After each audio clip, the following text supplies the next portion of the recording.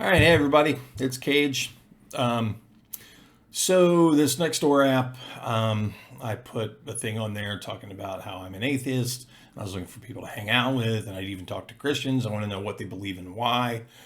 Yada yada yada. Hateful comments, supportive comments. One person, I think we just completely talked past each other. Because we didn't clarify. I tried to clarify definitions, and that didn't work. But anyway, I'm going to address the person because this is the easiest one first, and this is the first video I've ever made like this. To the person that asked me why I'm an atheist or what led me to atheism. Wasn't always atheist. I was raised in the Laguna United Methodist Church. Springfield, Ohio. I don't know if it's still there. I think the parsonage or the whatever you call the house where the pastor lived. I'm not sure if. Anyway, it doesn't matter. I started going there when I was probably 10 years old. My parents made me go every Sunday. And got involved in a youth group when I was 12 because that's how old you had to be. And was a youth leader when I turned 18. It was in my early 20s. I can't remember if I was married at the time or not, but my pastor said, you know what, with your charisma, my name was different then, so I'm not going to say it. He said, with your charisma, you could really pack the pews and fill the plates. Now, the fill the plates thing didn't sit real well with me, and I don't see the charisma thing. I'm sure you don't either. But I thought, yeah, you know what? If he thinks I can do it, I trust this guy. So I didn't say this guy. I loved my pastor. He was awesome. But so I said, yeah, I'll do this. And I decided I'm going to read the Bible cover to cover, without skipping verses. And because I wanted to know it, I didn't want to just skip and miss stuff. So, so I did that, and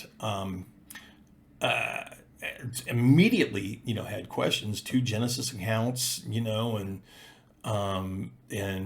Jesus, when I got to was it Deuteronomy and Exodus. Exodus 21, where it talks about slavery and owning people as property, and in Deuteronomy where it says, if a woman's not a virgin on her wedding night, take her to her, father's doorstep and stone him to death. And if a kid's mouthy and a drunk, go stone him to death. And I thought, this is a train wreck. And we got through the New Testament and the different, accounts, and I know apologists have answers for this, but they don't follow. So I kind of fell by the wayside. I didn't pursue it, but I didn't stop believing at the time. I wasn't as into it, I guess you could say. So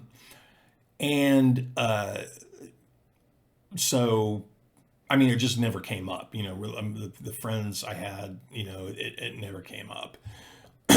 Fast forward till about, I don't know, 2013, 2014, no, 2010, I think. Yeah. So it's been about 12 years.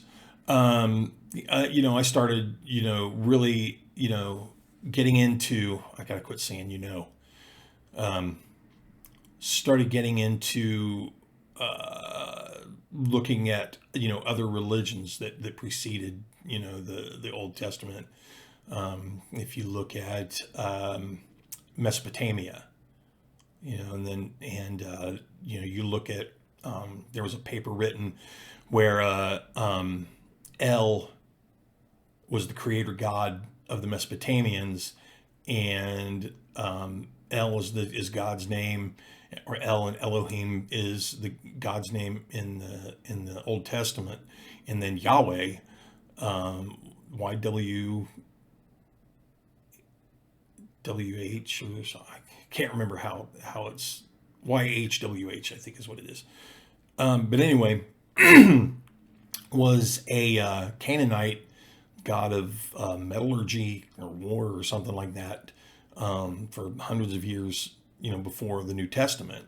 And you can see the where the Hebrews kind of adopted some of those gods, and then that's where Judaism came out of that. And like I said, I'm not an expert. Okay, I've read these things by people that are experts. New Testament scholar Bart Ehrman has fantastic books, about forgeries and misinterpretations and mistakes in the New Testament. Challenged me to read, and I haven't done this yet, but he challenged me to read the New Testament, the Gospels horizontally. Read, the first chunk of Mark, Matthew. Mark is the first Gospel, by the way. Anyway, once you start pulling at that thread and you learn, a little bit about logical fallacies like the God of the Gaps fallacy.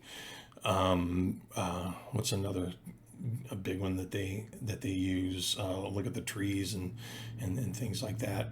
You just you get an idea of how this stuff is just all made up. There's no evidence to suggest, no real good evidence to suggest that it's real. Because even if you could prove a creator just by just some sort of creator, just by the fine-tuning argument or something like that, or the Kalam cosmological argument, everything that exists begins to exist had a cause. The universe began to exist, therefore the universe has a cause, or had a cause. And for some reason, there are theists that think that proves a God. But even if you could jump to that second conclusion, therefore God, you still have so much work ahead of you to prove that it was the Christian God or whatever God you believe in. So yeah, that's why I'm an atheist. My disdain for organized religion is separate from that. I never was a big fan of what I saw in the church, which is another reason I thought I wanted to become a minister, because I thought I could change that.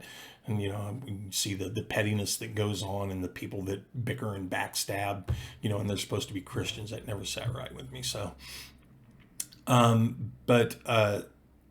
yeah, that's my thing. That's my story. I'm going to put my email address here, I guess.